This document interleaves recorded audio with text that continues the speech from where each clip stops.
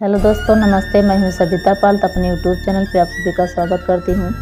आज हम आप लोग के सामने मैं एक नाच पर का गीत लेकर आई हूं। अगर अच्छा लगे प्यार दुलार आशीर्वाद जरूर दीजिए और गाना कैसे लगे कमेंट बॉक्स में जरूर बताएं। सीतरवा यार कहीं टूटई ना पावई, सीतरवा यार कहीं टूटई ना पावई, सीतरवा यार कहीं टूटई ना पावई, सीतरवा यार कहीं टूटई ना पावई। टूटई त टूटई बागियावा में टूटई, टूटई त टूटई बागियावा में टूटई, मालियावा यार मजा लूटई ना पावई, मालियावा यार मजा लूटई ना पावई।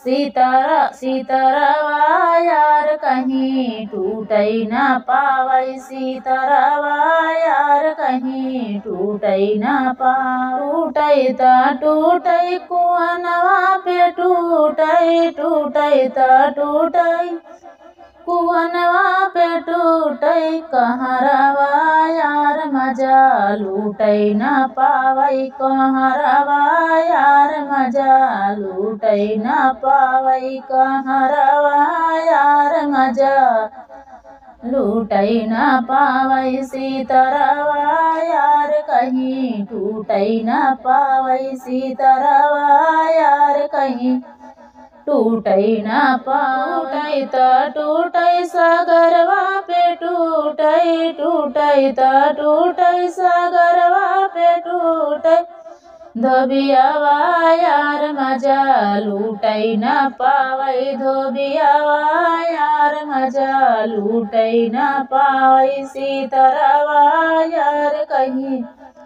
टूटई ना पावई, सीतरवा यार कहीं टूटई ना पावई। टूटई त टूटई जगतिया पे टूटई, टूटई त टूटई जगतिया पे टूटई, कहरवा यार मजा लूटई ना पावई, कहरवा यार मजा लूटई ना पावई।